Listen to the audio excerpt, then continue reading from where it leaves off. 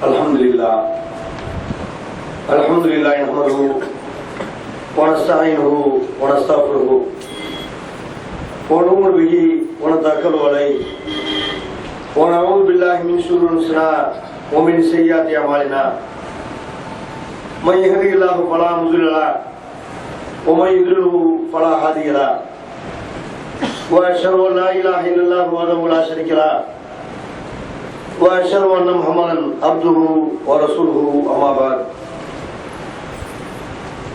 அன்பிற்குரிய இஸ்லாமிய சகோதர சகோதரிகளே,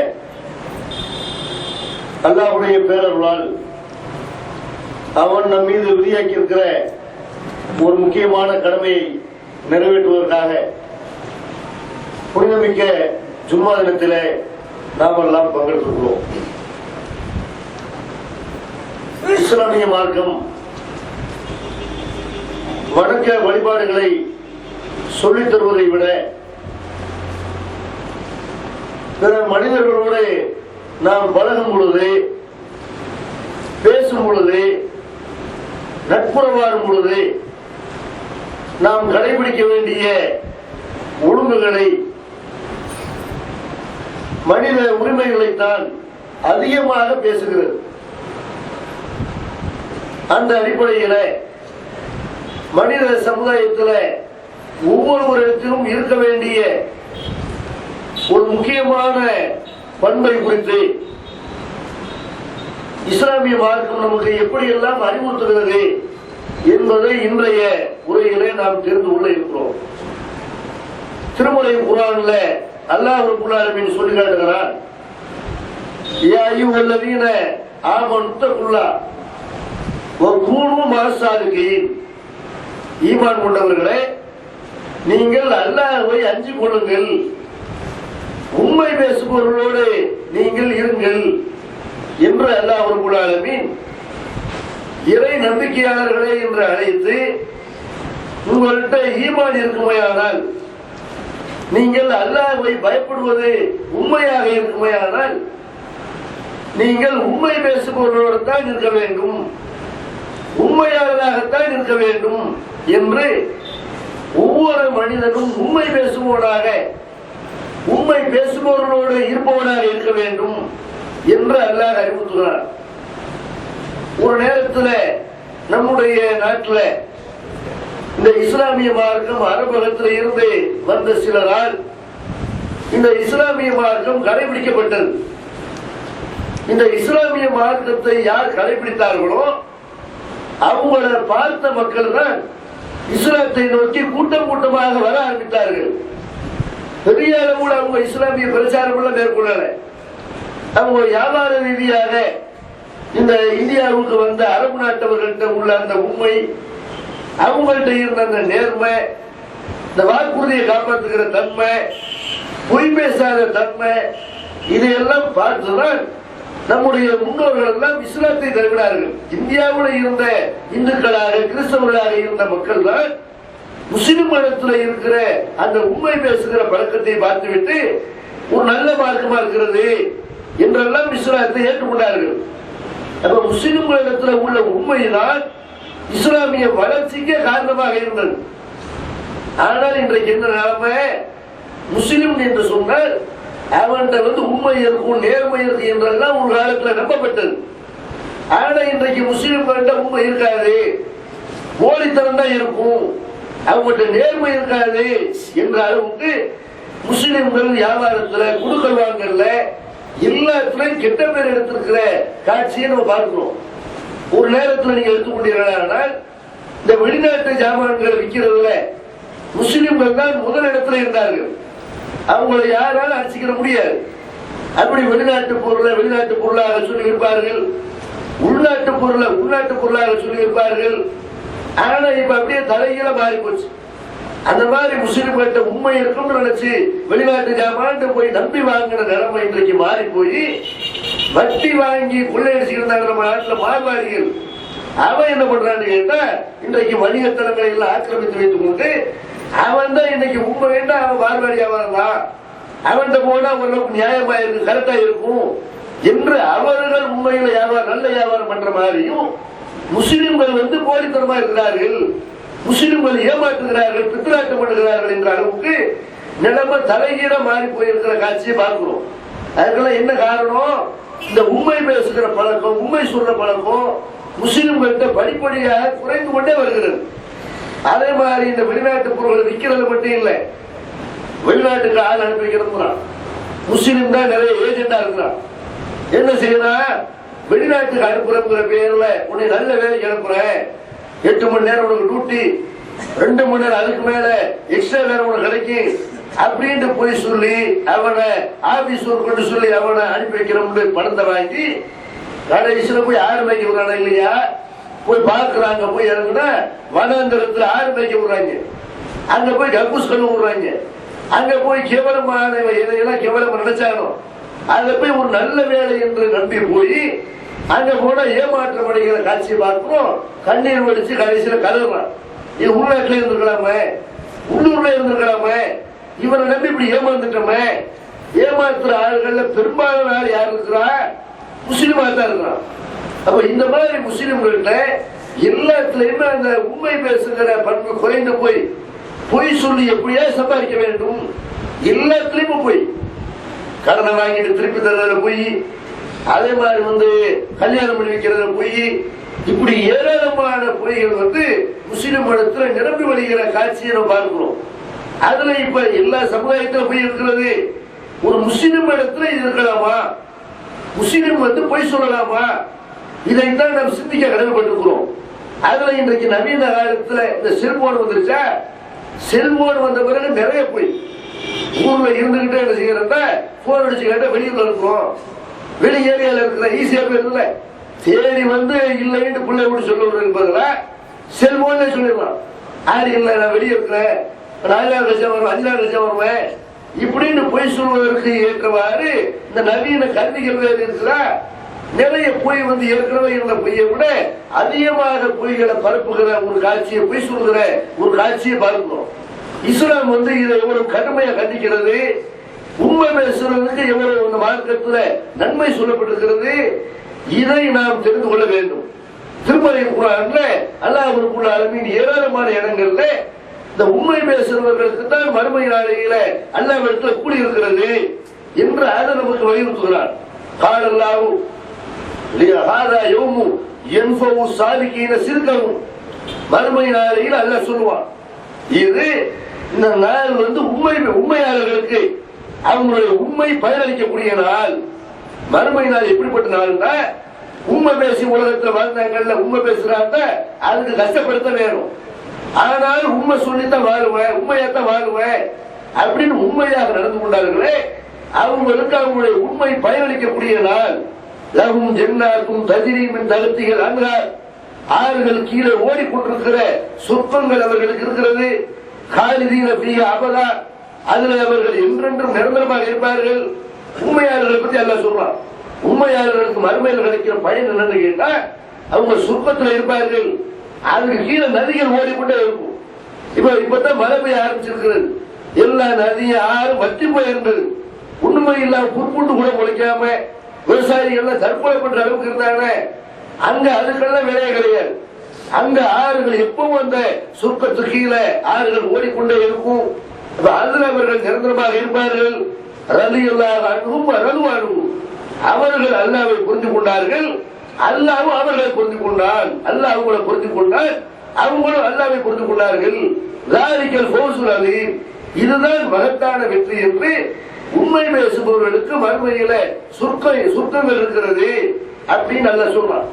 அதே மாதிரி அல்லாஹ் இன்னொரு வசனத்துல சொல்றான், வமை யுத்தியில்லாஹ வ ரசூல, யார் அல்லாஹ்வுக்கும் ரசூலுக்கும் கட்டுப்படுகிறார்களோ உலாயிக்க மால்லதீன அன்அமல்லாஹு அலைஹிம், அவர்கள் மறுமை நாளையில அல்லாஹ் யாருக்கு அருள் புரிந்தானோ அவங்களோட இருப்பார்கள். அல்லாஹ் ரசூலுக்கு யார் கட்டுப்பட்டார்களோ அவங்க யாரோட மறுமையில் இருப்பாங்க? அல்லாஹ் யாருக்கு அருள் புரிந்தான்னு அவங்களோட இருப்பாங்க அப்படிங்கிற அல்லாஹ். அல்லாஹ் யாருக்கெல்லாம் அருள் புரிஞ்சா அதை அல்லாஹ் சொல்றான். மினன் நபியீன, நபிமார்களோட, சித்திகீன, உண்மையாளர்களோட, சுகதா, அல்லாஹ்வுடைய பாதையில் உயிர் தியாகம் செய்தவர்களோட, சாலிஹீன், நல்லடியார்களோட, உலாய் கிடப்பிக்கா, இந்த தோழமை தான் சிறந்த தோழமை அப்படி நல்லா செய்யலாம். அல்லாஹ் ரசூலுக்கு கட்டுப்பட்டவர்கள் மறுமையில் அல்லாஹ் அருள் புரிந்தவர்களோடு இருப்பார் என்று சொல்லும் பொழுது அல்லாஹ் யாருக்கு அருள் புரிகிறது? அல்லாஹ் சும்மா நபிமார்களுக்கு அடுத்தபடியாக உண்மை பேசு உலகத்தில் வாழ்றாங்கல்ல, இவங்க நபிமார்களுடைய அடுத்த அந்தஸ்துல இவங்க வருவாங்க. நபிமார்களுடையும் உண்மையாளர்களுடையும் இவர்கள் இருப்பார்கள். இவங்களுக்கு தான் அல்லாஹ் அருள் புரிகிறான். இதுதான் சிறந்த தோழமை என்று அல்லாஹ் ரப்பல் ஆலமீன் உண்மையாளர்களுக்குள்ள ஒரு சிறப்பை நமக்கு சொல்லி காட்டுறான். இப்படி திருக்குர்ஆன்ல நிறைய வசனங்கள் இருக்கிறது. அப்ப முஸ்லிம் சமுதாயம் கடைபிடிக்க வேண்டிய ஒரு முக்கியமான அம்சம் என்னன்னா, நம்முடைய எல்லா விவகாரங்களையுமே நம்ம உண்மையை மட்டும்தான் பேச வேண்டும். நபிகள் நாயகம் ஸல்லல்லாஹு அலைஹி வஸல்லம் அவங்க பிரச்சாரம் பண்ணாங்கல்ல, அந்த பிரச்சாரம் அதை எப்படி அவங்க நிறுவனாங்க? அவங்க இறை தூதர்னு சொன்னாங்க. சில அற்புதங்களை பின்னாடி அவங்க அல்லாஹ்வுடைய அருளால் அவங்களுடைய நாட்டத்தால் சில அற்புதங்களை செஞ்சு காட்டாங்க. ஆனா ஆரம்பத்தில் எடுத்தவுடனே அற்புதத்தை செஞ்சு காட்டல. எடுத்தவுடனே அவங்க எதை சொல்லி மக்கள்கிட்ட தான் உண்மையாளர் என்பதை எப்படி நிறுவுறாங்க? நான் ஒரு நபிதான் போய் சொல்லல அப்படிங்கறத எப்படி நிறுவுறாங்கன்னு கேட்டா, அவங்களுக்கு இந்த குர்ஆனுடைய வசனங்கள் இறங்க ஆரம்பித்த பிறகு நபி ஸல்லல்லாஹு அலைஹி வஸல்லம் சஃபாரி என்ற ஒரு குன்றின் மீது ஏறி நின்று கொண்டு எல்லாரும் கூப்பிடுறாங்க. யா சபாஹா, ஆபத்து வந்துருச்சு வாங்க, ஆபத்து ஆபத்துன்னு சொல்லி கூப்பிடுறாங்க.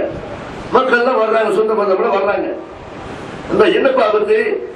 அப்ப ரசூலுல்லாஹி ஸல்லல்லாஹு அலைஹி வஸல்லம் அவங்கள்ட்ட கேட்கிறாங்க, நான் இந்த மாதிரி காலையில ஒரு ஆபத்து உங்களுக்கு வரப்போகுதுன்னு சொல்றேன், இல்ல சாயங்காலம் உங்களுக்கு ஒரு படம் அழிக்க வருதுன்னு நான் சொல்றேன், நீங்க இதே மாதிரி கேட்டு வருவீங்களா? என்ன நம்புவீர்களா? அப்படின்னு இருக்கும்போது ஆமா கண்டிப்பா நம்புவோம். மா ஜர்ரபுன அலைக்கையில சில்கா, நீ உண்மை பேசியதவரை நாங்க பார்த்தது கிடையாது, நீ எப்பவுமே போய் சொல்லி இருக்கிற என்று மக்கள் பதில் சொல்றாங்க. அப்ப நபி ஸல்லல்லாஹு அலைஹி வஸல்லம் சொல்றாங்க, அப்படியானால் இன்னி நதீருக்கும் பைன எதை அதாபின் ஷதீத், பயங்கரமான ஒரு வேதனை உங்களை அடைய போகிறது. நீங்க அல்லாஹ்வை மட்டும் வணங்காவிட்டால் அவனுடைய அதாபை நீங்கள் சந்திக்க வேண்டி வரும் என்று நபிகள் நாயகம் ஸல்லல்லாஹு அலைஹி வஸல்லம் இந்த ஒரு கடவுள் கொள்கையை அந்த இடத்துல எடுத்து வைக்கிறார்கள். யாரும் பதில் பேச முடியல. ஏன் பதில் பேச முடியல?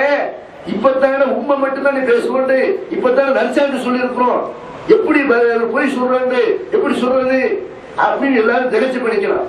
ஒரே ஒருத்தர் அபூ லஹப் மட்டும்தான் மண்ணவாரி வீசி நாசமா போ அப்படின்னு சொன்னானே தவிர மற்ற எல்லாத்தையும் நபிகள் நாயகம் ஸல்லல்லாஹு அலைஹி வஸல்லம் நல்ல சர்டிபிகேட் எடுத்திருக்கிறார்கள். அபூ லஹப்க்கு தெரியும்.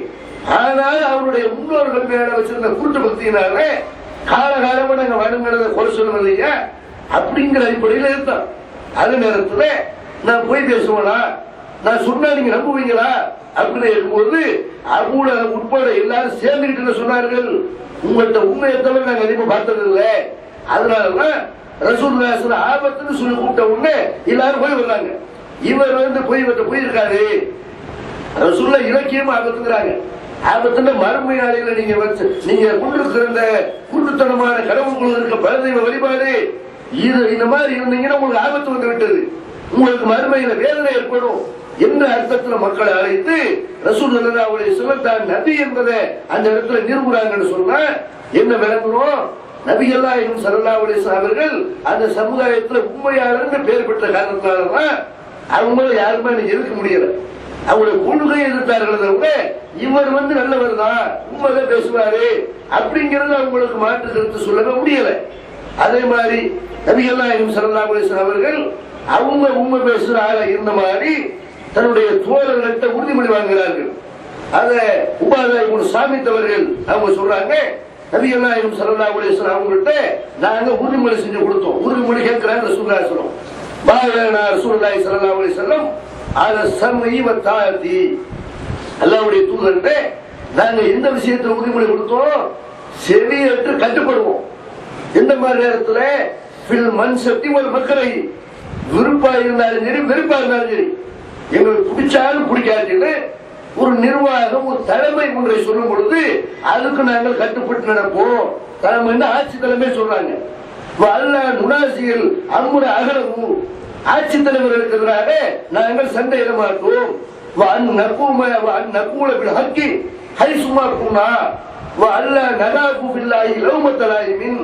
பழிப்போருடைய பழி சொல்லுக்கு விமர்சனத்திற்கு நாங்கள் பயப்பட மாட்டோம், எங்க இருந்தாலும் உண்மையிலே பேசுவோம் என்று நபிகள் நாயகம் ஸல்லல்லாஹு அலைஹி வஸல்லம் கிட்ட நாங்க உறுதிமொழி செஞ்சு கொடுத்தோம் என்று உபாதாயிபுன் சாமித் அவர்கள் அறிவிக்கிறார்கள். அப்ப நபி ஸல்லல்லாஹு அலைஹி வஸல்லம் சஹாபாக்கள் என்ன உறுதிமொழி வாங்குறாங்க? எந்த இடத்துல இருந்தாலும் சரி, நீங்க எங்க இருந்தாலும் உண்மையை தவிர வேற எதையும் பேசக்கூடாது என்று நபிகள் நாயகம் ஸல்லல்லாஹு அலைஹி வஸல்லம் உறுதிமொழி வாங்குறாங்கன்னா, இந்த உண்மை பேசுற ஒரு பழக்கம் இஸ்லாமிய மார்க்கத்துல ஒரு முக்கியமான ஒரு நல்ல பண்பாக ஒரு முஸ்லிம் இஸ்லாத்துல இருப்பதாக இருந்தா உறுதிமொழி வாங்குறாங்க, முக்கியமான விஷயங்களை வாங்குவாங்க. ரசூலுல்லாஹி ஸல்லல்லாஹு அலைஹி வஸல்லம் முக்கியமா இதை சொல்றாங்கன்னா, ஒரு முஸ்லிம் எந்த நேரத்துல போய் சொல்லக்கூடாது, விளங்குதா இல்லையா? ஆனால் இன்றைக்கு நம்ம பார்க்கிறோம், ஏகத்துவாதி உட்பட எல்லா முஸ்லிம்கள்டையுமே இந்த பொய் பேசுற உண்மைக்கு மாத்திரம் பேசுறது, அதுல ஒரு பெரிய தப்பு இல்லை அப்படிங்கிற லெவலில் ஒரு சின்ன தப்பாகத்தான் நினைக்கிறார்கள். ரசூலுல்லாஹி ஸல்லல்லாஹு அலைஹி வஸல்லம் எதை உறுதிமொழி வாங்கினாங்களோ, பொய் பேசக்கூடாது உண்மையைத்தான் பேசணும் என்று எதை உறுதிமொழியை வாங்கினாங்களோ, எதை அல்லாஹ் நமக்கு மறுமையில சுருக்கத்தை உங்களுக்கு தரும் அல்லாஹ் சொல்றாங்களோ, அந்த உண்மை பேசுறது ரொம்ப குறைவா இருக்கிறது. பொய் பேசுறத பொறுத்த வரைக்கும் அது ஒரு சாதாரண ஒரு தவறு. இன்னும் சொல்ல போனா அது ஒரு பெரிய திறமையாக நினைக்கப்படுது. சிலர் பொய் சொல்றத ஆச்சரியப்பட்டு எப்படி இப்படி உங்களுக்கு வருது, அது தன்னால வர விடுவாரு. அது பொய் பேசுறத ஒரு பெருமையாக ஒரு நினைக்கிற அளவுக்கு அப்படி அது ஒரு டெக்னிக்கா அந்த மாதிரி பொய் எதை எடுத்தாலும் போய் இப்படி இருக்கிற இல்லையா?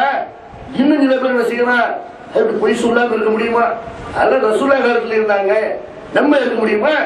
இப்படி நல்லா அவங்களும் பொய் சொல்றதோட எல்லாத்தையும் பொய் சொல்ல தூண்டுறது ஏன் இருக்க முடியாது? சகாபாக்கள் இருந்தாங்க இல்லையா? நபிகள் நாயகம் ஸல்லல்லாஹு அலைஹி வஸல்லம் அவங்களும் மனிதர் தான். இதுக்கு தான் அல்ல மலக்கு அனுப்பல. அவன் கேட்டாங்க மக்கள் காத்திருக்கு, ஏன் ஒரு மலக்கால ரசூல் அனுப்பிட வேண்டியதானே, ஏன் மனுஷன் தான் அனுப்பணுமா?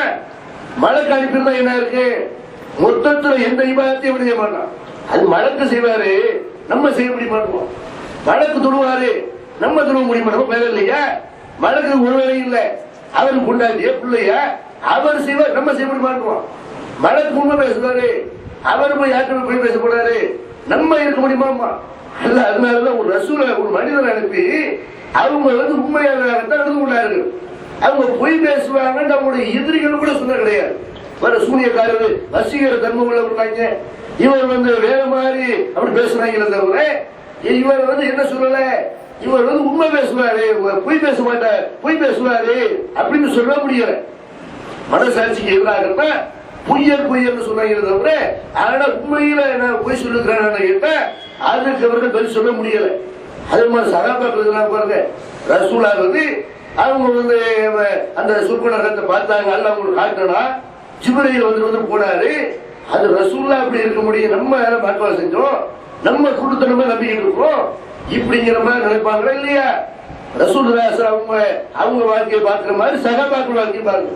அவங்க நம்மள மாதிரி சுர்பன வந்தியில பார்க்கல, ரசூலத்தான் பார்த்தாங்க, வேற ஜிப்ரீல பார்த்தாங்களா? அவங்க யாரும் சுர்பனத்தில் பார்த்து வந்தாங்களா? இல்ல. அவங்க வாழ்க்கை எப்படி இருந்தது, அவங்கள்ட்ட எப்படி உண்மை பழிச்சிட்டது? மாரிஸ் இப்னு மாலிக் நம்ம எல்லாருக்கும் தெரியும். இந்த மாரிஸ் இப்னு மாலிக் என்ற சஹாபி அவர் விபச்சாரம் பண்ணி விடுகிறார். மனிதர்கள் அடிப்படையில் அவர் ஒரு நபி தோழராக இருந்தாலும் அவர் மனிதர்கள் அடிப்படையில் இந்த தவறு அவருக்கு நிகழ்ந்து விடுகிறது. அது யாருக்கும் தெரியாது. மாரிஸ் இப்னு மாலிக்கா சொல்லாவிட்டால் அது யாருக்கும் தெரியாது. நம்மளா இருந்தா முடிஞ்ச கூட செய்வோம், அதை மூடி மறைக்கிறத பார்ப்போம். எந்த தப்ப செஞ்சாலும் அது 4 பேருக்கு தெரிய நினைக்க மாட்டோம். அவர் என்ன செய்யறாருன்னா அல்லாஹ்வுக்கு பயந்து இது யாருக்கும் தெரியல. இஸ்லாத்துல அவர் திருமணமானவர் வேற, திருமண ஆனவராக இருந்தா இதுக்கு கல்லால் எரிஞ்சு கொள்ளுவாங்க. அப்ப நம்ம எல்லாரும் ஏமாத்தி இந்த தன்னில நம்ம தப்பிக்க வேணாம் அப்படின்னு என்ன செய்யறாருன்னா நேர நபிகள் நாயகம் ஸல்லல்லாஹு அலைஹி வஸல்லம் கிட்ட வர்றாரு. அல்லாஹ்வுடைய தூதரே, நான் அழிஞ்சு போயிட்டேன், நான் வீணா போயிட்டேன் இப்படின்னு சொல்றாரு. ரசூலுல்லாஹி சொல்றாங்க, இல்லப்பா நீ ஏதாவது ரசூலுல்லாஹி விலங்குல என்ன சொல்றாரு. ஆனா ரசூலுல்லாஹி என்ன செய்யறாங்க, நீ ஏதாவது முத்து இருப்ப, ஏதோ ஒரு கண்ணால ஒரு யாரையும் ஒரு மாதிரி பார்த்திருப்ப, அவ்வளவுதான் இருக்கு, நீ அல்லாஹ்ட்ட பாவம் தேடிக்க இப்படிங்கிறாங்க. அவர் சொல்றாரு, லா வல்லாஹி யா ரசூலுல்லாஹ், அல்லாஹ்வுடைய தூதரே அல்லாஹ் அப்படி கிடையாது, உண்மையில நான் தப்பு செஞ்சுட்டேன் இப்படிங்கிறாரு. அப்ப ரசூலுல்லாஹி அவர்கிட்ட உளிவு மறைவு இல்லாம நேரடியாக இருக்கிறாங்க. நீ அந்த பெண்ணிட்ட வந்து நீ வந்து உறவு வச்சுக்கிட்டியா, தப்பா இருந்துக்கிட்டியா அப்படின்னு. ஆமா, நான் இல்லறத்துலதான் ஈடுபட்டுட்டேன் அப்படிங்கிறார். அப்ப ரசூலுல்லாஹி ஸல்லல்லாஹு அலைஹி வஸல்லம் கேட்டா அவரை வந்து கல்லால் எறியும்படி சொல்கிறார்கள். அப்ப நபிகள் ஸல்லல்லாஹு அலைஹி வஸல்லம் கிட்ட ஒரு நபித்தோழர் மாலிக் வர்றாரு. அவரை தப்பு செஞ்சாருன்னு கையங்களும் பிடிச்சு கூட்டிட்டு வரல. அந்த மாதிரி பிடிச்சு கூட்டு வந்து உட்கார வச்சா கூட அல்லாஹ் சத்தியமா கிடையாது, நான் எந்த பெண்ணை பார்த்தது கிடையாது சில பேர். ஆனா இவர் மாலிக்கு யாரும் பார்க்கல. பார்க்காம அவரை வந்து வாலிந்திர வந்து சொல்றாரு, ரசூலுல்லாஹை திருப்பி அனுப்புறாங்க. நம்ம காலத்துல நம்ம யாரும் கல்லறிஞ்சிட கொள்ள முடியாது, சவுகாரியில அடிக்க முடியாது, நம்ம நிர்வாகத்துல தூக்குறோம், அந்த அளவுக்கு நம்ம சொல்ல முடியும். ஆனா இதுக்கே பாத்தீங்கன்னா அல்லாஹ் சத்தியமா கிடையாதுன்னு 1000 சத்தியம் பண்ற காட்சியை பார்க்கிறோம். ஆனா வந்து அவங்க காலத்துல ரசூலுல்லாஹி கல்லால் எறிஞ்சுதான் தண்டனை வழங்குவார்கள் தெரியும். ஆனால் என்ன செய்யறாரு, நம்ம உண்மை பேசுறேன்னு பொய் பேசக்கூடாது, உள்ள ஒரு வாழ்க்கை வெளியே ஒரு வாழ்க்கை வாழக்கூடாது, நம்மளை பத்தி நம்முடைய உண்மை நிலைமையை அல்லாஹ்வுடைய ரசூல்கிட்ட சொல்லணும்னு அவர் வர்றாரு. வந்து நபிகள் நாயகம் ஸல்லல்லாஹு அலைஹி வஸல்லம் 4 தடவை சொல்றாரு, அல்லாஹ்வுடைய தூதரே நான் விபச்சாரம் பண்றேன் 4 தடவை சொல்லி ரசூலுல்லாஹ் திருப்பி அனுப்புறாங்க. இல்ல பாண்டு. ஆனால் அவர் உண்மை பேசி தன்னை வாங்கிட்டாரா இல்லையா? மாயிஸ் இப்னு மாலிக் அவர் ஒரு மனிதரா இல்லையா? அவர் மறைக்க வேண்டி இருந்தா இந்த நேரத்துல மறைக்க. ஒரு மனுஷனுக்கு பொய் சொல்றதுக்கு வந்து ஒரு நெருக்கடியான நேரம், நிர்பந்தத்துல பொய் சொல்லிக்கலாம்ல, நம்ம சாக்கு போக்க சொல்றோம்ல, அப்படி பொய் சொல்ல அனுமதி இருந்தா இவரை பயன்படுத்த உயிர் பயிருமை கல்ல கொண்டுருவாங்களே, பரவாயில்ல போல போகுது, மறுமையில தப்பிச்சிடலாம்ல, அல்லாட்ட நரகத்துல தப்பிச்சிடலாம்ல. இங்க ஒரு பொய் பேசி நம்ம இந்த உலகத்துல நல்லா இருப்பதற்கு மறுமையில நல்லா இருந்து போறோம் அப்படின்னு உண்மை பேசுறாரு இல்லையா? அதே மாதிரி ஒரு பெண்மணி அவரை தொடர்ந்து அர்து என்ற குளத்தில் உள்ள இந்த காமிதியா கோத்திரத்தை சேர்ந்த ஒரு பெண்ணு இதே மாதிரி ரசூலுல்லாஹி ஸல்லல்லாஹு அலைஹி வஸல்லம் வர்றாங்க. அவங்க வந்து இதே மாதிரி உண்மை பேசுறாரு, அல்லாஹ்வுடைய தூதரே நான் வந்து விசாரணை பண்ணிட்டேன் அப்படிங்கிறாங்க. அப்ப ரசூலுல்லாஹி ஸல்லல்லாஹு அலைஹி வஸல்லம் செய்யறாங்கன்னா, நீ போய் அல்லாஹ்ட்ட மன்னிப்பு கேளு, தௌபா தேடிக்க இப்படி அனுப்புறாங்க. அப்ப அந்த பெண்மணி சொல்றாங்க, இந்த மாயிஸ் இப்னு மாலிக்கை திருப்பி நீங்க போக சொல்லி அந்த மாதிரி விரட்டினீங்களே, அப்படி என்னைய திருப்பி அனுப்ப பாக்குறீங்களா? நான் வந்து கற்பமுட்டு இருக்கிறேன், என்னுடைய வயிற்றுல வந்து பிள்ளை இருக்கிறது, இப்ப என்ன சொல்றீங்க? நான் வந்து எனக்கு திருமணம் ஆகி விபச்சாரம் பண்ணி இருக்கிறேன், இப்ப எனக்கு கற்பமாக இருக்கிறேன், எனக்கு தண்டனை வழங்குங்க இப்படின்னு ரசூலுல்லாஹி அவங்கள்ட்ட சொல்றாங்க. அப்ப நபி ஸல்லல்லாஹு அலைஹி வஸல்லம் செய்யறாங்கன்னா, உன் வயிற்றுல பிள்ளை இருக்குது, இந்த பிள்ளைங்க நம்ம சாப்பிட முடியாது, போய் பிள்ளை பெற்றுட்டு வா இப்படி அனுப்புறாங்க. பிள்ளை பெற்றுட்டு வாண்டா அவங்க அனுப்பணுங்கிற ஐடியாவில் அனுப்புறாங்க. ஒரு பெண்ணு வந்து தானா தப்பு செய்த உணர்ந்து சொல்லிவிட்டால் அது உண்மையில் அல்ல பேப்பரோட தான் இருப்பான். அப்படிங்கிற அர்த்தத்துல ரசூலுல்லாஹி தண்டனை வழங்க வேண்டாம் தான் அனுப்பிக்கிறாங்க. அதோட போய் வேற ஏதாவது ஊர்ல போய் இருந்துட்டு அப்படியே ஒழுங்கு மறைஞ்சு அப்படி வாழலாம். ஆனாலும் ஒண்ணு செய்யறாங்க, அந்த பிள்ளை பெற்ற பிறகு திரும்ப வர்றாங்க, அல்லாஹ்வுடைய தூதரே பிள்ளை பெற்றுல இப்ப தண்டனை வழங்குங்க, ஏன் இப்படி உண்மை பேசுறேன்? உண்மை பேசாம மறைத்தால் பொய் பேசினால் அல்லாஹ்ட்ட மாட்டிக்குவோம், அல்லாஹ் மறுமையில நரகத்துல போட்டு செய்யறது.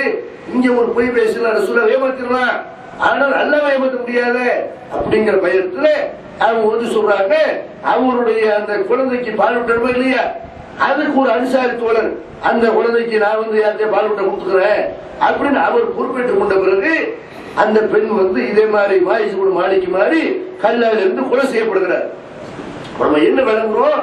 நபிகள் நாயகம் ஸல்லல்லாஹு அலைஹி வஸல்லம் அவங்க உருவாக்கிய சமுதாயத்துல எந்த அளவுக்கு உண்மை இருந்துச்சு பாருங்க.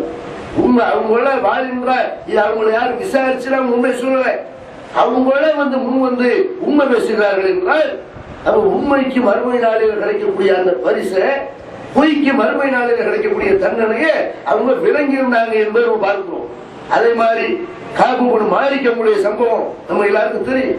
எதுக்காக வேண்டியதை சொல்றோம்? நம்ம மதுஹப் மாயிலிருந்து வந்துட்டோம், மாறு கட்டிக்கிறோம், மதுஹப்ல வந்துட்டோம், மாநபி வழியை மட்டும்தான் பின்பற்றுவோம் அப்படின்னு சொல்லக்கூடிய இந்த ஏகத்துவ பயில்வான்கள்ட்ட இந்த உண்மை பேசுகிற இந்த உத்தம தன்மை வந்திருக்கிறதா? எல்லாத்தையும் நம்முடைய உண்மை இருக்கிறதா? நிறைய பொய் போலியான நடவடிக்கைகள் நிறைய குடிகொண்டிருக்கிற காட்சியை பார்க்கிறோம். அந்த சகாபாக்களை எல்லாம் பாருங்க, நபிகள் நாயகம் ஸல்லல்லாஹு அலைஹி வஸல்லம் உருவாக்கின சமுதாயத்துல எப்படி எல்லாம் உண்மை படிச்சுட்டது. காபு இப்னு மாலிக் அவங்க வந்து அவங்களுடைய அந்த சம்பவத்தை அவங்க சொல்றாங்க. காபு இப்னு மாலிக் அவர்கள் நபிகள் நாயகம் ஸல்லல்லாஹு அலைஹி வஸல்லம் அவங்களோட 2 போர் களத்துல தான் அவங்க கலந்துக்கிறல. ஒன்னு தபூக் போர்ல, இன்னொன்னு பத்ர் போர்ல. இந்த பத்ர் போர்ல கலந்துக்கிறாரு கூட கலந்துக்கிறாரு யாரையும் ரசூலுல்லாஹி கண்டிக்கிற அல்ல கண்டிக்கிறேன். ஏன் கண்டிக்கிறேன்னு கேட்டா அது யதார்த்தமாக நடைபெற்ற போர்.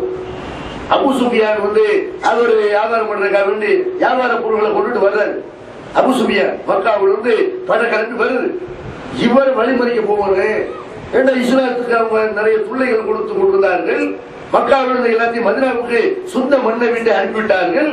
அவங்க வழிமறிக்கிறது தப்பு இல்லை. அவங்க ஒரு ஆட்சி தலைவராகவும் இருக்கிறாங்க. அப்ப ரசூலுல்லாஹி என்ன செய்யறாங்க, அவங்கள வழிமறிக்கிறதுக்காக போறாங்க.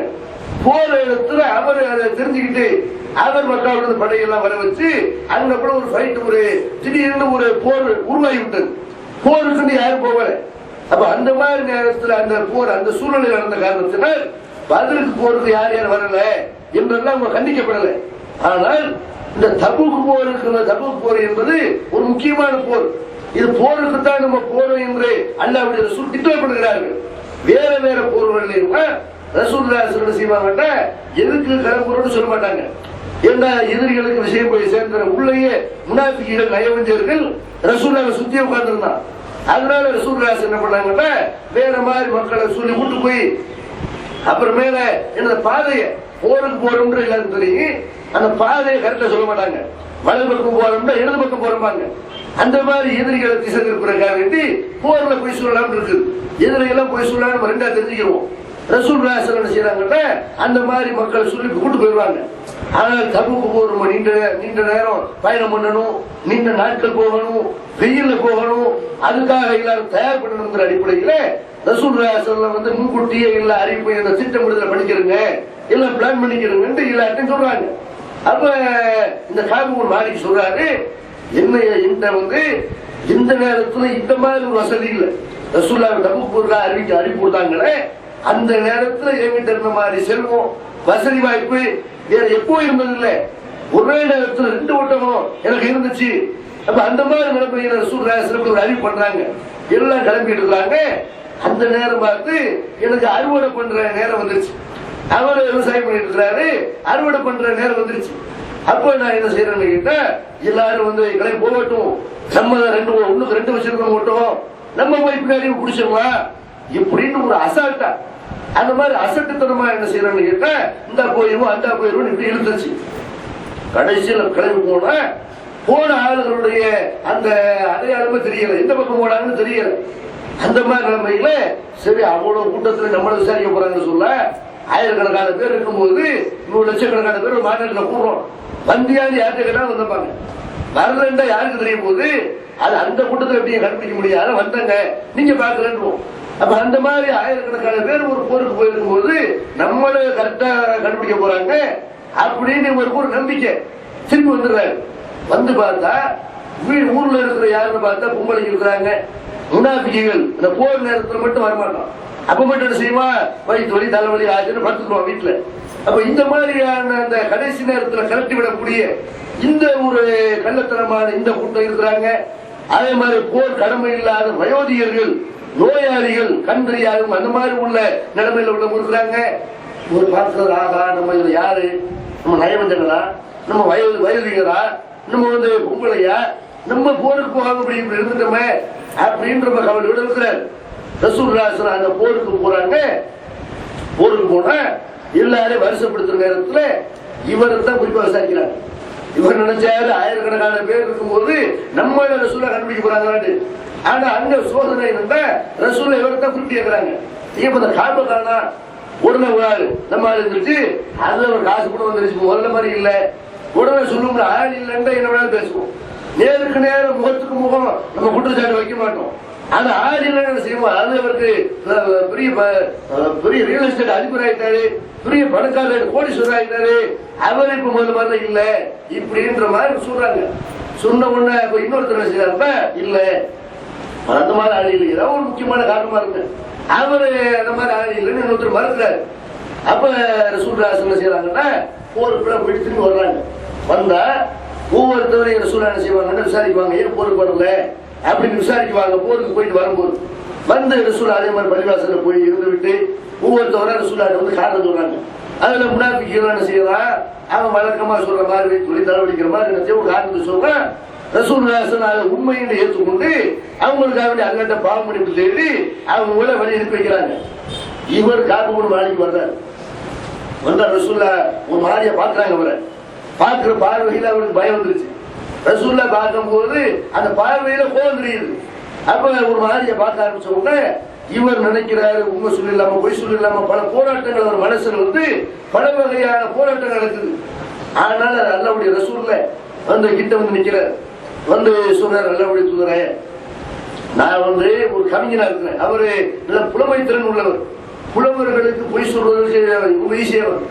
புலவர்கள் பாட்டு எழுதுறவன், கவிதை எழுதுறவன், கதை எழுதுறவனுக்கு அந்த சோழனை பண்றது அல்லது என்னத்தையா ஒண்ணு சொல்லி என்னத்தையா ஒண்ணு விளங்க வைக்கிறது, குண்ட கமெண்ட் சொல்லுவோம்ல, அந்த மாதிரி என்னத்தையா ஒண்ணு சொல்றது. இப்படி சொல்லி கேட்டால் கடைசி கோப்பா அப்படி அனுப்பிடுவாங்க. அந்த மாதிரி வேற ஆளா இருந்தா சொல்லுவாங்க, பொய்யில பேசி பொய்யில வளர்ந்த புலவர் பெருமானுங்கிறான்ல, அவனுக்கு வேலையே போய் சொல்லலாம், புலவர் இருக்கலாம். ஆனா இவர் என்ன செய்யறாரு, வேற ஆளா இருந்தா நான் என்ன போய் சொல்லி அந்த மாதிரி எனக்கு திறமை இருக்கிறது.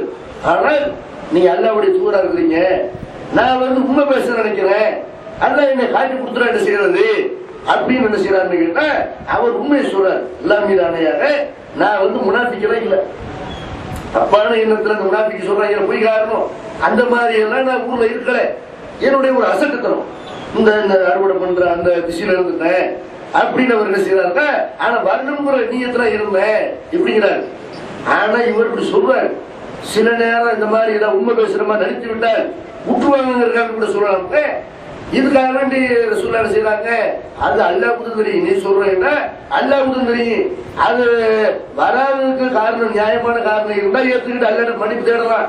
நீ வேணும்னு வரலைங்கிற அசட்டுத்தனம் காரணம்ங்கிற நோய் நொடியில இல்ல, அப்ப அல்லாஹ் ஒரு விஷயத்தை தீர்ப்பழங்கனே அப்படின்னு ரசூலுல்லாஹி என்ன செய்யறாங்கன்னா அவரை ஊர் நீக்கம் செய்ய வைக்கிறார்கள்.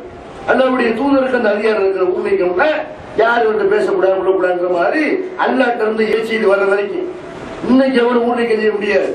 ஊர் நீக்கம் செய்யறதுனா மனித உரிமைக்கு எதிரான காரியம். ஒரு அரசாங்கத்தை அவங்க சட்டம் போடுறாங்க, ஆர்டர் போடுறாங்க, இவரோட இந்த கொடுக்கணும் வச்சுக்கிற கூடாது, அல்லாஹ்ட்ட இருந்து ஆர்டர் வர்ற வரைக்கும் இப்படின்னு ஒதுக்கி வைக்கிறாங்க. ஒதுக்கி வச்சா இவர் என்ன செய்யறாருன்னா பள்ளிவாசல் வர்றாரு. ஒதுக்கி வச்சோம்னா அதோட பள்ளிவாசல் வேணாம் அப்படின்னு ஓடி போயிடல. சில பேர் அப்படி இருப்பாங்கல்ல, ஜமாத்துல இருந்து நீக்கி விட்டோமே. ஆனால் அதோட பாத்தீங்கன்னா ஒரு நிர்வாகத்தை இருக்கிறாரு, நிர்வாகத்தை தூக்கி எடுத்துக்கோம். உடனே செய்யறது பள்ளிவாசலுக்கும் தரவசப்படுகிறது. பொறுப்புலை இருந்தா பள்ளிவாசல் வருவோம், பொறுப்புலை இல்லைன்னா பள்ளிவாசல் வரமாட்டோம் அப்படிங்கிற லெவல்ல இருக்காங்க பாருங்க. அந்த மாதிரி நடவடிக்கை எடுக்கப்பட்டா சுத்தமா பள்ளிவாசலுக்கு வர்றதில்லை. அந்த மாதிரி இருக்கிறாங்கல்ல, இடத்து பள்ளிவாசல் போகிறேன் என்ன சொல்லுவானே இப்படிங்கிற மாதிரி எவன்ட்டு பேச போறேன் இப்படின்னு ஓடி ஒளிஞ்சுட்டு இருப்பாங்க பாருங்க. இந்த மாதிரி அவர் இருக்கல. அவர் என்ன செய்யறாரு, போவோம் பள்ளிவாசல் போவோம், ஆளுநர் சலாம் சொல்லுவோம், பேசுவாங்கல்ல, பதில் சொல்லுவாங்கல்ல, சிரிப்பாங்கல்ல, அப்படின்ட்டு அந்த அளவுலையாவது ஒரு உறவு முறைகள் ஏற்படும், ஒரு இணைப்பு ஏற்படும் என்று அவர் பள்ளிவாசல போயிருக்கிறார். போனா இவர் போய் சலாம் சொல்றாரு. இவர் சொந்தக்காரர் கூட பதில் சொல்ல மாட்டேங்கிறார். பதில் மனசுக்குள்ள சொல்லியிருப்பாங்க, ஆனாலும் முகத்தை திருப்பி ரசூலுல்லாஹி சொல்றாங்கல்ல இவரோட பேசக்கூடாது, முகத்தை திருப்பி போயிடுவாங்க.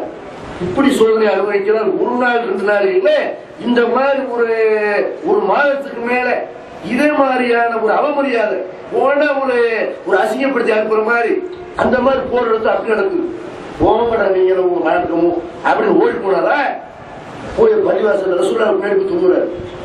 போய் தொழுதா அவர் இவ்வளவும் இவர் பொய் சொன்னதுக்காக கிடைச்ச பனிஷ்மெண்ட் இல்ல, அவர் உண்மை பேசுறதுக்காக கிடைச்ச பனிஷ்மெண்ட்.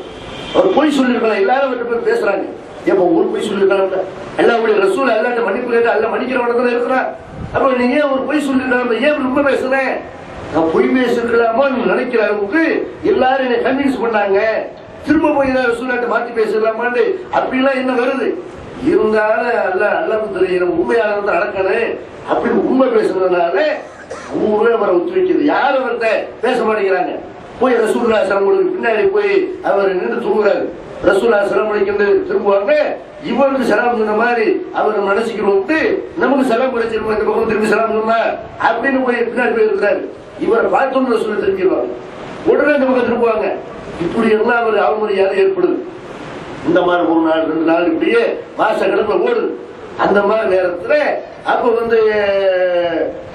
ஹிலால் இப்னு உமையா, முரானா இப்னு ரபி என்ற 2 நபித்தோழர்களும் இதே மாதிரி நடவடிக்கை எடுக்கப்படுகிறாங்க. அவங்களும் உண்மையான காரணத்தை சொல்லி அவங்களும் இதே மாதிரி பனிஷ்மெண்ட் ஆளாயிருந்தாங்க. அவங்க 2 பேரையும் ரசூலா ஊட்டிக்கு பண்ண உடனே அவங்களுக்கு வீடுதான் உலகமா இருக்கு, வெளியே யார்ட்டையும் போனா பேச மாட்டேங்கிறாங்க. அப்ப வீடுதான் உலகமா இருக்கிறது. வீட்டுக்குள்ளேயே கடந்து அழுது துழுது அழுதுகிட்டே இருக்கிறாங்க. அல்லாட்ட பாவமணிப்பு செய்து கொண்டே இருக்கிறார்கள். கடைசியா ரசூலுல்லாஹி சொல்லி அனுப்புறாங்க, இல்ல நீங்க உங்களுடைய மனைவியோட கூட அந்த இல்லற வாழ்க்கை வச்சுக்க கூடாது அப்படின்னு ரசூலுல்லாஹி தகவல் வந்த உடனே இந்த 2 பேர் என்ன செய்யறாங்க, ஹிலால் இப்னு உமையா, முராரா இப்னு ரபி என்ற இந்த 2 சஹாபியும் அவங்க ரசூலுல்லாஹிட்ட ஆள் அனுப்புறாங்க. இல்ல அவங்களுடைய மனைவிமார்கள் அனுப்பிக்கிறாங்க, அல்லாஹ்வுடைய தூதரே நீங்க மூர்ணிக்க செஞ்சதான் போதும். அவங்க வீட்டுக்குள்ளேயே கடந்து அழுதுகிட்டே இருக்கிறாங்க, ரொம்ப உடல்நிலை சரியில்லை, அதனால வயசானவங்களா இருக்கிறாங்க. இவர் காபு மாலிக்கு மாதிரி இளமையான ஆள் கிடையாது, கொஞ்சம் வயசானவங்க. அப்ப அவங்களுக்கு நாங்க பணிவிடை செஞ்சாங்கன்னு, அதனால இல்லறவங்களா வசிக்கிற மாட்டோம், இந்த பணிவிடை செய்யறதுக்கு எங்களுக்கு அனுமதி கொடுங்க அப்படின்னு ரசூலுல்லாஹி அனுமதி கொடுக்குறாங்க. இவர் நினைக்கிறாரு நம்மள அனுப்பிடலாம், அவங்க வயசான ஆளுங்க, நம்ம இறங்கி நமக்கு நம்ம வேலையை நம்ம பார்த்துக்க முடியாத அப்படின்னு வந்த தூதர்கிட்ட இந்த செய்தியை சொல்ல வந்த தூதர்கள் கேட்கிறாரு, ஏப்பா ரசூல் ஸல்லல்லாஹு அலைஹி வஸல்லம் என் மனைவியை தலாக்கு பண்ண சொல்லி சொன்னாங்களா அல்லது இல்லறத்தை நிப்பாட்டிக்க சொல்லி சொன்னாங்களா? இல்ல அதெல்லாம் இல்ல, இல்லறத்தை நிப்பாட்டிக்கிறாங்க, தலாக்கு செய்ய சொன்னால் அதுக்கு ரெடிங்கிற. நம்ம செஞ்ச தப்புக்காக பனிஷ்மெண்ட் அவமரியாதை, தப்புக்கு அவமரியாதை கிடைக்கும். தப்பு செஞ்சவன ராஜ மரியாதை கொடுப்பாங்க, வாழ்த்து செய்வாங்க. ஒரு தப்பு செய்தா ஒரு தீமை செய்தா ஒரு கேவலம் வருத்தம் செய்யும், அதை அனுபவிச்சுதான் ஆகணும். அது அல்லாஹ்விடத்துல மறுமையில் நமக்கு நன்மையை பெற்று தரும். இந்த உலகத்தில் அடையிற கேவலமா கிடையாது. அதனால மாயிசு அந்த காமிடியா குலத்து பெண்கள்லாம் பகிரங்கமா தப்ப ஒத்துக்கிட்டு தண்டனை வாங்கினாங்க. எதுக்காக வேண்டி? உலகத்துல கேவலம் செஞ்சு போயிருவோம், ஆதரத்துல போய் கேவலப்படக்கூடாது அப்படின்னு நினைச்சாங்க பாருங்க. அப்ப அந்த மாதிரி இந்த தப்பு செய்யறதுக்காக வேண்டி கேவலத்தை அடைந்து போய் மனைவியை செய்யறாங்க, அவங்க மனைவியை தலாக்கு பண்ண சொல்லி அல்லாஹ் சொன்னா அதுக்கு ரெட்டிங்கிற லெவலுக்கு வர்றாங்க. ஆனா அப்படிலாம் ஒண்ணு தேவையில்லை அப்படின்னு உடனே இவர் நேரம் மனைவியை கூப்பிட்டு அல்லாஹ்வுடைய தூதர் திரும்பி சொல்ற வரைக்கும், இன்னொரு மெசேஜ் வர வரைக்கும், என் விஷயத்துல அல்லாஹ்வுடைய தீர்ப்பு வர வரைக்கும் நீ இங்க இருக்க வேணாம், நீ உங்க அம்மா வீட்டுல போயிருந்துங்க இப்படின்னு சொல்லி அனுப்புறாங்க. அவங்க அங்க போயிடுறாங்களா, ஒரு 40 நாள் ஆகுது. இது கடைகள்ல அவருக்கு மனைவி மட்டும்தான் உறவு இருந்துச்சு. இப்ப மனைவி இல்லை. இந்த நிலைமையில வீடுதான் உலகம்ங்கிற அளவுல வீடு உண்டு, அவர் வேலை உண்டு இருக்கிறாரு. பக்கத்து நாட்டுல இருந்து ஒரு சின்ன நாட்டுல இருந்து ஒரு கடிதம் வருது அவருக்கு. நீங்க என்ன கடிதம் வருது படிச்சு பார்த்தா அதுல அவருக்கு அழைப்பு வருது. நாளைக்கு இப்படி முகமது அசிங்கப்படுத்தாரா, உன்னை கேவலப்படுத்தாரா, நம்ம இயக்கத்துக்கு வாங்க, நம்ம ஜமாத்துக்கு வாங்க, நம்ம குரூப்புக்கு வாங்க, உங்களுக்கு பெரிய பேச்சாளா இருக்கும், உங்களை டிவியில காட்டுற மாதிரி இப்ப சொல்றாங்கல்ல, அந்த மாதிரி எப்படா நம்ம குத்திட்டு போயிடலாம் இருப்பாங்க சில பேர். அந்த மாதிரி அவருக்கு சொல்றாங்க எல்லாரும். அந்த மன்னர் கடிதம் அனுப்புனா இங்க உங்களுக்கு ராஜ மரியாதை, அன்பளிப்பு என்ன, உங்களுக்கு கௌரவம் என்ன, நான் தருவா. அவர் பார்த்து அடப்பாவீங்களா, என்ன நயவஞ்சகன் நினைச்சிட்டீங்க, இப்படி என்ன நீங்க இழிவா நினைக்கிறேன் கடிதத்தை கழிச்சு போடுறாரு.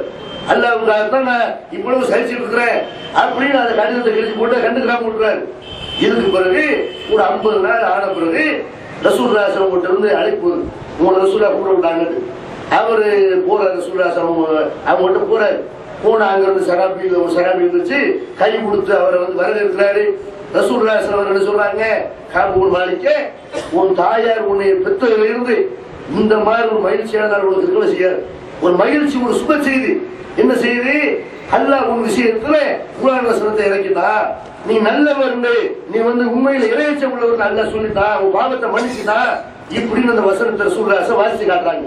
சூரத்து தௌபாவுல 117 இருந்து 119 3 வசனங்கள் அதற்காக இறக்கப்படுது. லக்கது தாவல்லாஹு அலன் நபி வல் முஹாஜிரீன வல் அன்சார் அல்லதீன தபவுஹு ஃபீ ஸாஅத்தில் உஸ்ரா, இந்த நபியையும் முஹாஜிர்களையும் கஷ்டமான காலத்துல உதவி செய்தார்களே அந்த அன்சாரிகளையும் அல்லாஹ் மன்னித்து விட்டான். மின்பாதிமா கால எசியவும் குழுவும் ஃபரீக்கும் மின்ஹும், அவர்கள் சிலருடைய உள்ளங்கள் தடுமாறிய பிறகு கூட இவங்க உறுதியாக நின்று கஷ்ட காலத்துல உதவி பண்ணாங்களே அவங்களை அல்லாஹ் மன்னித்து விட்டான். இன்னஹு பிஹிம் ரவுஃபுர் ரஹீம், அல்லாஹ் மன்னிப்பவனாக இரக்க உள்ளவனாக இருக்கிறான் அப்படின்னு சொல்லிவிட்டு வால ஸலாஸத்தில் லதீன குல்லிஃபு, போருக்கு போகாமல் பின்தங்கி விட்டார்களே அந்த 3 பேரையும் அல்லாஹ் மன்னித்து விட்டான். உங்க 3 பேரை குறிச்சு அல்ல வசனத்தை இருக்கலாம்.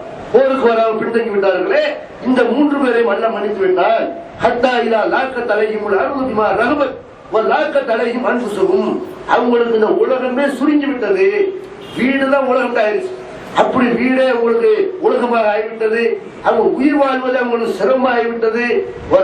அல்லா மல்ஜ மினல்லா இல்லா இலை, அல்லாவை தவிர வேற எந்த போக்கடமும் கிடையாது.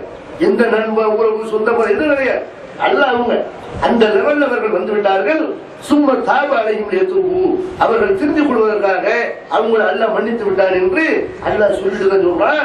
யாயு உள்ளதின் ஆமத்துக்குள்ள கூணுமா சாதிக்கின், ஈமான் கொண்டவர்களே நீங்க அல்லாஹ் பயந்துக்கிறீங்க, இந்த மாதிரி உண்மையாளர்களோட இருங்க.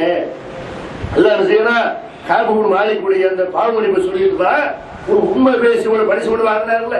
நான் குரான் வசனத்தை இறக்குற வரைக்கும் இவர் தூய்மையானவர் சொல்ற வரைக்கும் இந்த 3 பேரும் உலகத்துல அல்லாஹ்வை தவிர எந்த உறவும் இல்லைங்கிற அளவுக்கு இப்படி பாதிக்கப்பட்டாங்களே, அவங்கள மாதிரி உண்மை பேசுங்க, அவங்கள மாதிரி இருங்க, அதுதான் இறையச்சம். அப்படின்னு இறையச்சம் துடுகணவு மட்டும் இல்ல, துடுதுட்டானு போச்சுன்னா மட்டும் இறையச்சம் இல்ல, உண்மையாளராக இருக்க வேண்டும், உண்மை பேச வேண்டும் அப்படின்னு அல்லாஹ் விரும்புகிறார். என்ன செய்யறான், இதை நமக்கு சொல்லி காட்டுறான். ஆனால் நாம் பார்க்கிற கடந்த கால வரலாறுகளை பார்க்கிற ஒரு நேரத்துல இந்த தௌஹீதுக்கு வந்த பிறகு எத்தனையோ பேர் இப்படி உண்மையாளர் மாறினார்கள். வட்டியை தூக்கி இருந்தார்கள், வரதட்சணையை தூக்கி இருந்தார்கள். இந்த மாதிரி பொருளாதாரத்துல நம்ம பரிசுத்தமானதாக நடக்க வேண்டும் என்றெல்லாம் அப்படியெல்லாம் வந்தார்கள். இவங்களை நம்பி எத்தனை பேரு காசுபடுத்த கோடிக்கணக்கான ரூபாய்கள் எல்லாம் கொடுத்தார்கள். எத்தனை செல்வந்தர்கள், முஸ்லிம் செல்வந்தர்கள், இவர்கள் வியாபாரம் தெரியும், தொழில் துறை தெரியும் அப்படின்னு காசுபடுத்த கோடிக்கணக்காக கொடுத்து கடைசியில கோடிக்கணக்கான பணத்தை வாங்கி அவ யாருக்கு எந்த விதமான லாபம் தரல, அசலையும் தரல, மொத்தமா சொல்லிட்டு ஓடி போனார்கள் இருக்குது. ஏகத்துவாதிங்க நம்பிக்கை வச்சு கொடுத்தாங்க பாருங்க. அதே மாதிரி சில பேர் ஷேர் தருவாங்க, நீங்க வியாபாரத்துல கூட்டு சேர்ந்துக்கிறோம் அப்படின்னு ஒரு அளவுக்கு வளர்ந்து ஆளான உடனே ஒரு ஏரி, அந்த ஏரி பொடிய எட்டி உதைச்ச மாதிரி இன்னொருத்தன் காசு பணத்தை வளர்ந்து விட்டு வளர்ந்தவனோட செய்யறது அவனை தூக்கி எறிகிற மாதிரி லாபம் ஒன்றியில் ஒரு சின்ன அளவுல ஒரு கணக்கு காட்டி விட்டு அவன் பெரிய அளவு லாபம் இல்லை, நீங்க உங்க வியாபாரத்தை பார்த்துக்கிறீங்க, நான் ஏன் வியாபாரத்தை பார்த்துக்கிறேன் அப்படின்னு நட்டாத்துல விட்டு போனவர்கள் எத்தனை பேரு. அப்ப இதெல்லாம் உண்மைக்கு மாற்றமானது பொய்யா இல்லையா? இந்த மாதிரி ஒரு வியாபாரம் பண்ணலாமா? இதை துணிந்துட்டால் உருவகித்து விட்டால் அல்ல இந்த மாதிரி மோசடிகளை எல்லாம் ஏற்றுக்கிறவானா? இது நயவஞ்சருடைய பண்பு என்று நபிகள் நாயகம் ஸல்லல்லாஹு அலைஹி வஸல்லம் இதை சொல்றாங்க. இந்த மாதிரி பொய் பேசுறது, வாக்குறுதி மீறுறது, மோசடி பண்றது, இதெல்லாம் யாருடைய பண்பு? நயவஞ்சருடைய பண்பு. ஆயத்துல் முனாஃபிக் ஸலாசு, முனாஃபிக்குடைய அடையாளம் 3 ரசூலுல்லாஹ் சொல்றாங்க. முனாஃபிக் யாரு? அல்லாஹ்வுடைய ரசூலுக்கு இவங்க பெரிய சவால் இருந்தாங்க. ரசூலுல்லாஹ் கூட இருந்து புதுகிட்டு நோம்பிச்சுக்கிட்டு, ஆனால் உள்ளத்துல விஷத்தை வைத்துக் கொண்டிருந்தார்கள். இவங்களுக்காக துணு நடத்தக்கூடாது. சில ஆள்களை குறிப்பிட்டு இவங்களுக்காக துணு நடத்தக்கூடாது, இவங்களுக்காக பிரார்த்திக்கப்படாது அப்படின்லாம் அல்ல செய்யலாம், இவங்க ஜனாசாவுக்கு கலந்துடக்கூடாது அப்படின்லாம் அல்ல, இவங்க நரகத்துடைய அடித்தட்டில் இருப்பார்கள் என்றெல்லாம் கடுமையான பனிஷ்மெண்ட் இவங்க விஷயத்துல அல்ல சொல்றாங்க. அந்த முனாஃபிக்குடைய பண்பை ரசூலுல்லாஹ் சொல்லும் பொழுது முனாஃபிக்குடைய பண்பு 3 அவனுடைய அடையாளம் என்ன? இதா ஹத்தஸ கரிப, பேசினால் பொய் தான் பேசுவான். முனாஃபிக்குடைய பண்பு என்ன? வாயை திறந்தால பொய் தான். வைலாவான் அகலப்ப, வாக்குறுதி கொடுத்தால் மீறுவான், எந்த வாக்குறுதியும் நிறைவேற்ற மாட்டான். இதை துமினகான, நம்பி ஒப்படைக்கப்பட்டால் அதை மோசடி செய்வான் என்று பெருமானார் ஸல்லல்லாஹு அலைஹி வஸல்லம் இந்த வாக்குறுதி மீறுறது, பொய் பேசுறது, மோசடி பண்றது, இதெல்லாம் முனாஃபிக்குடைய பண்பு தான். இது எல்லாம் இந்த 3 எப்ப ஒரு ஆளுகிட்ட வரும் தெரியுமா? இந்த 3 பண்பு, மோசடி பண்றது, பொய் பேசுறது, வாக்குறுதி மீறுறது, இந்த 3 எப்ப வரும்னு கேட்டா, ஒருத்தன் கடன் வாங்குற பாருங்க, அப்ப இந்த 3 இந்த முனாஃபிக்குடைய தன்மை 3 அவங்கிட்ட வர ஆரம்பிச்சு. கடன் வாங்கிட்டு ஏமாத்திரம் இல்லையா? ஏகத்துவாதின்னு சொல்லக்கூடியவர்கள் எத்தனை பேர் செய்யறாங்க? வாங்கின கடனை திருப்பி தரதில்லை, அதுல போய் திருப்பி தர்றேன்னு சொல்றதுல போய் கடனை கூட போய் சொல்லி வாங்குறது. அந்த தேவைக்கா இந்த தேவைக்கா என்று காரணமே இல்லாமல் தன்னை வளர்த்துக் கொள்வதற்காக வேண்டி பொய் சொல்லி கடன் வாங்குற ஆளுகள் இருக்கிறாங்க இல்லையா? ரசூல் ஸல்லல்லாஹு அலைஹி வஸல்லம் கடன்ல இருந்து அதிகமா பாதிப்பு தேடுறாங்க. அல்லாஹ் உண்மை இன்னி அவுதுபிக்கும் மாசனி ஒரு மகரப், இறைவா கடன்ல இருந்து பாவத்துல இருந்து உங்ககிட்ட பாவ மன்னிப்பு தேடுறேன் இப்படின்னு அதிகமா ரசூலுல்லாஹி ஸல்லல்லாஹு பாவ மன்னிப்பு கேட்கிறாங்க. அப்போ ஒரு சஹாபி ஏத்துறாங்க, அல்லாஹ் சொல்றேன் என்ன எப்ப பார்த்தாலும் கடன்ல இருந்து பாதுகாப்பு தேடுறீங்க, என்ன காரணம்? அதிகமா உங்க துவா கூட இது நிறைய இருக்குது இப்படின்னு கேட்கும் பொழுது அப்ப ரசூலுல்லாஹி சொல்றாங்க, இன்னர் ரஜுல இதா கரிமா ஹத்தஸ ஃபகதப வஅத ஃபஅக்லஃப. ஒருத்த கடன் பட்டானே ஆனால் அவன் வந்து பேசினா பொய்யத்தான் பேசுறான், வாக்குறுதி கொடுத்தா மீறிடுறான். அதனால இந்த தப்புகள்லாம் காரணமா கடந்தான இருக்குது. அதனால அந்த ஒரு நெருக்கடிக்கு அல்ல நம்ம ஆளாக்கிட கூடாது. அந்த நெருக்கடி யாருக்கும் வராதுன்னு சொல்ல முடியாது. எல்லாருக்கும் ஒரு நேரத்துல கடன் வாங்குற சூழ்நிலை வந்துடும், அதை அடைக்க முடியாத சூழ்நிலை வந்துடும், அதுக்கு அப்படி பொய் பேசுற சூழ்நிலை வந்துடும், வாக்கு கொடுத்து கரெக்டா கொடுக்க முடியாத சூழ்நிலை வந்துடும்.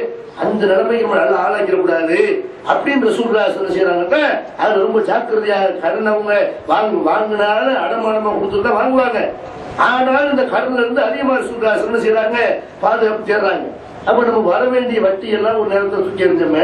ஒரு வியாபாரத்துல இந்த கலாலா இந்த கலாமா இல்ல பார்த்து செய்யக்கூடியவர்கள் இந்த கடன் விஷயத்துல அஜாக்கிரதையா இருக்கணுமா இல்லையா? அவங்களுடைய மனமோ சும்மா வச்சிருக்கிறான் தரட்டு அப்படின்னு வாங்கி இது ஒரு யாசனமா இல்லையா?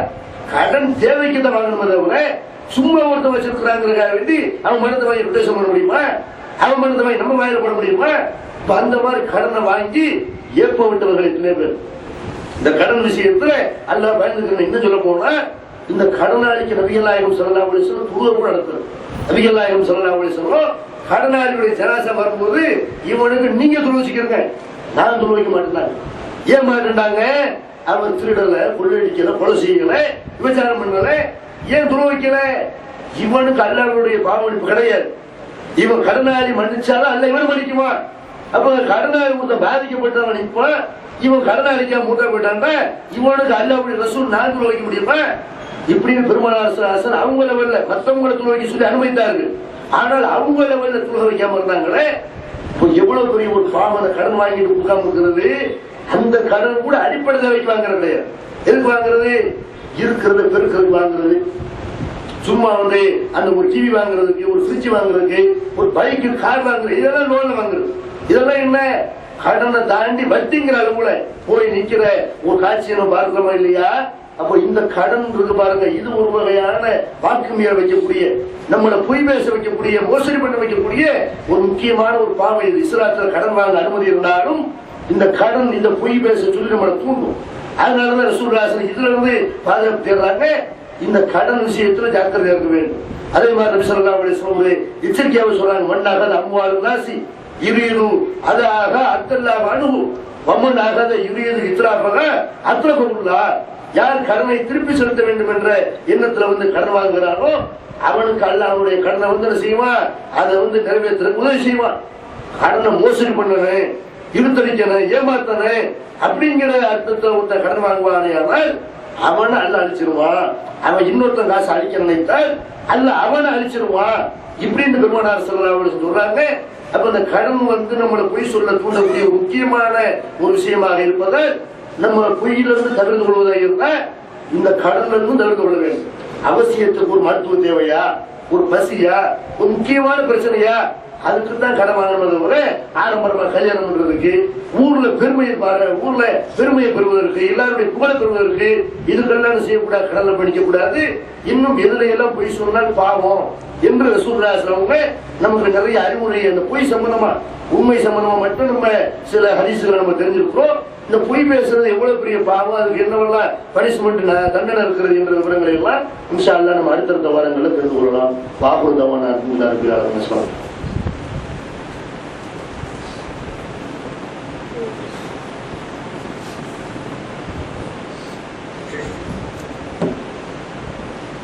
தங்களுடைய இஸ்லாமிய சகோதர சகோதரிகள் அல்லாஹ்வுடைய பேரருளால் அவன் நம்ம மீது உறுதியாக்கி இருக்கிற ஒரு முக்கியமான கடமையை நிறைவேற்றுவதற்காக புனிதமிக்க ஜும்மா தினத்தில் நாம் எல்லாம் கொண்டிருக்கிறோம். இந்த ஜனாசா தொழுகை சம்பந்தமாக ஒவ்வொரு மூத்தும் ஏற்படும் பொழுது நிறைய சகோதரர்களுக்கு அதுல நிறைய சந்தேகங்கள் ஏற்படுகிறது.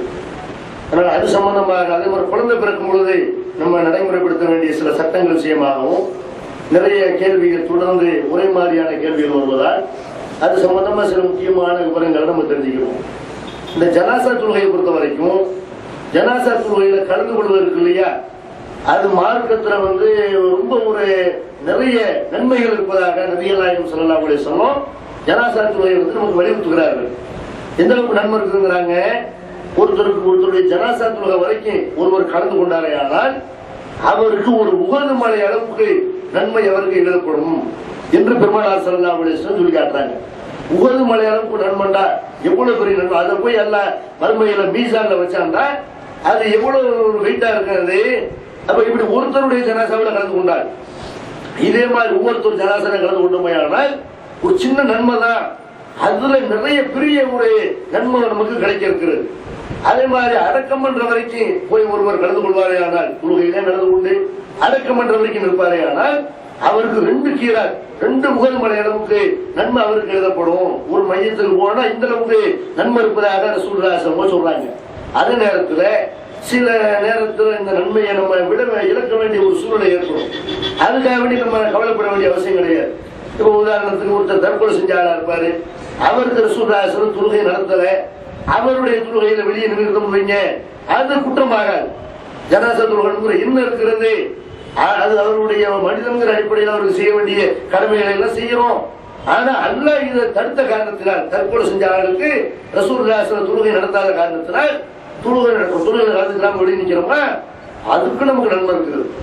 அதே மாதிரி ஒருத்தர் இன வைக்கிறவரா இருக்கிறாரு, அவர் தர்காவை கதி நடந்திருக்கிறாரு அல்லது கோயில கதி நடந்திருக்கிறாரு, இவர் ஜனாசாவை கலந்துக்கிற வேணாம் அப்படின்னு நம்ம இருப்போமே. ஆனால் அது ஜனாசாவை புறக்கணிச்சது அவர், அது அதனை நமக்கு நன்மை இருக்கிற அல்லாஹ்வுக்கு ஆண்டி அதை புறக்கணித்த காரணத்தினால் இணை வைத்தவருக்கு பாவமன்னிப்பு தேடக்கூடாதுன்னு நல்லா சொல்றதுனால அதை புறக்கணிச்சு நின்றோமே. ஆனால் அதுலயும் நமக்கு நன்மை இருக்கத்தான் செய்கிறது. இந்த மாதிரி நியாயமான காரணம் இல்லாம அல்ல ஒரு தர்காவுல உள்ள ஒரு பள்ளிவாசல் துள வைக்கிறாங்க, துளுங்கணுங்கிற நீயத்து இருக்கிறது, தர்காவுல போய் நம்ம எப்படி நிக்க முடியும் அப்படிங்கிற காரணத்துக்காக வேண்டாம் நம்ம இதை புறக்கணிக்கலாமே தவிர இந்த மாதிரி நியாயமான காரணம் இல்லாமல் ஜனாசா தொழுகை புறக்கணிக்கக்கூடாது. இது வந்து ஒரு சாதாரண நம்ம ஒரு பொதுமலை சாதாரண விஷயம், அந்த அளவுக்கு நம்ம அமல்கள் செஞ்சிட முடியுமா? அப்ப இதெல்லாம் நம்ம தவிர்த்திடக்கூடாது. நிறைய பேர் என்ன செய்யறாங்க, பெற்ற தாய் தகப்படுத்தி யாரெல்லாம் துணை நடத்துவாங்க, இவன் ரோட்ல இருப்பான், அண்ணன் தம்பிக்கு யாரெல்லாம் துணை நடத்திருப்பாங்க, இவன் ரோட்ல இருப்பான். அப்ப அதனுடைய மதிப்பை விளங்காம இருக்கிறான். அவன் எப்பவுமே துருவாதனால ஜனாசா தொழுகை நம்ம எதுக்காக துருவணும், எப்போ இந்த துருவது இல்லையே அப்படிங்கிற மாதிரி வெளியே நிக்கிறாங்க. இதை வந்து என்ன செய்யணும், இதுல உள்ள நன்மையை வழங்கி வரக்கூடிய காலத்துல ஜனாசா தொழுகையில இன வைக்கிறவரா இருந்தா துருவணத்த கூடாது, அவருக்காக வேண்டி தற்கொலை செஞ்ச ஆளா இருந்தா அவருக்காக துருவ முடியாது, மற்ற பாவங்கள் செய்த ஆளா இருந்தா அல்லாஹ் மன்னிக்கிறவனா இருக்கிறா, நம்ம அவங்களுக்காக வேண்டி பாவ மன்னிப்பு தேடுறது தப்பு கிடையாது. இதை விளங்கணும். இந்த ஜனாசா தொழுகையில சலாம் கொடுக்கணும் இல்லையா, 2 பக்கமும் திரும்பி, அதுல நிறைய பேருக்கு ஒரு சலாமா 2 சலாமா அப்படின்னு டவுட் வருது. இந்த அரபு நாட்டில் சில இடங்கள் ஒரு சலாமோடு நிப்பாட்டிடுறாங்க. அதனால ஒரு சலாமா 2 சலாமான்னு கேட்டா நபிகள் நாயகம் ஸல்லல்லாஹு அலைஹி வஸல்லம் அவர்கள் ஒரு சலாம் கொடுத்ததாக ஒரு ஹதீஸ் இருக்குது. ஆனால் அது பலவீனமான ஹதீஸ், அதை ஏற்று நம்ம பின்பற்ற முடியாது. அந்த பலவீனமான ஹதீஸ் அடிப்படையில் ரசூலுல்லாஹி ஸல்லல்லாஹு அலைஹி வஸல்லம் சொன்னதாக சகாபிட்டு வருது இல்லையா, அந்த அறிவிப்பாளர் வரிசை அதுல நிறைய பொய்யர்கள் இடம்பெற காரணத்தினால அது வந்து ஒரு ஆதாரம் இல்லாத ஒரு செய்தி, ரசூலுல்லாஹி ஸல்லல்லாஹு அலைஹி வஸல்லம் சொன்னதாக கன்ஃபார்ம் இல்லாத ஒரு செய்தி. தொழுகையில 2 பக்கமும் திரும்பி சலாம் கொடுக்கிறது, மற்ற தொழுகையில இப்படி 2 பக்கமும் திரும்பி சலாம் கொடுக்கணுமோ அந்த மாதிரி ஜனாசா தொழுகையிலையும் 2 பக்கமும் திரும்பி என்ன செய்யணும், சலாம் கொடுக்கணும். தொழுகையினுடைய தூக்கம் தக்பீர் நாங்க ரசூலுல்லாஹி சொல்லும், தொழுகையினுடைய முடிவு சலாம்டாங்க. அந்த சலாம் என்பது எல்லா தொழுகையிலும் இப்படி 2 பக்கமும் திரும்புவோமோ அந்த மாதிரி ஜனாசா தொழுகையில என்ன செய்யணும், 2 பக்கம் திரும்பி தான் நம்ம சலாம் கொடுக்கணும்.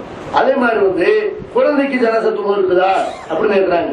குழந்தைக்கு ரசூலுல்லாஹி சொல்லும் ஜனாசா தொழுகை இருக்குங்கிறாங்க. விழு கட்டி இருக்கு இல்லையா, குறை மாத குழந்தை, அந்த அரைகுறை பிரசவத்துல குறை மாதத்துல பிறந்திருக்கும் இல்லையா, 7 மாசம் 6 மாசம் இந்த மாதிரி பிறந்த குழந்தைகள் கூட விழு கட்டிகளுக்கு கூட தொழுகை நடத்தப்பட வேண்டும் என்று பெருமானார் ஸல்லல்லாஹு அலைஹி வஸல்லம் அந்த குழந்தைக்கு கூட ஜனாசா தொழுகை இருக்குங்கிறாங்க. அதே நேரத்தில் அது கட்டாயமா பெரியவங்களுக்குள்ள மாதிரி கட்டாயம் தொழுகணுமான்னு கேட்டா அது கட்டாயம் இல்லைங்கிற மாதிரி தான் ரசூலுல்லாஹி ஸல்லல்லாஹு அலைஹி வஸல்லம் நடவடிக்கை இருக்குது. அவங்களுடைய மகன் இப்ராஹிம் இறந்த நேரத்துல ஒரு 2 வருஷம் பிள்ளை, அவர் 2 வயசு பிள்ளை, அவர் இறந்த பிறகு ரசூலுல்லாஹி ஸல்லல்லாஹு அலைஹி வஸல்லம் தொழுகை நடத்தாம தான் கொண்டு போய் அடக்கம் பண்ணிருக்கிறாங்க. இப்ப அந்த அடிப்படையில குறை மாதத்துல பிறந்த பிள்ளைக்கு ஜனாசா தொழுகை இருக்குங்கிறாங்கல்ல வீடு கட்டிகளுக்கு, அந்த அடிப்படையில் திருமணம் செய்யலாம், ஒரு குழந்தை இறந்து விட்டால் ஜனாசா தொழுகை வச்சு அடக்கம் பண்ணலாம். அப்படி இல்லைன்னா ரசூலுல்லாஹி நடவடிக்கை ஏற்றுக்கொண்டு ஜனாசா தொழுகை நடத்தாமல் என்ன செய்யலாம், அடக்கம் பண்ணலாம். 2க்குமே அனுமதி இருக்கிறது. இந்த குழந்தை பிறந்தா உள்ள சட்டத்தை இன்ஷா அல்லாஹ் நம்ம அடுத்த வாரம் வேணா தெரிஞ்சுக்குவோம்.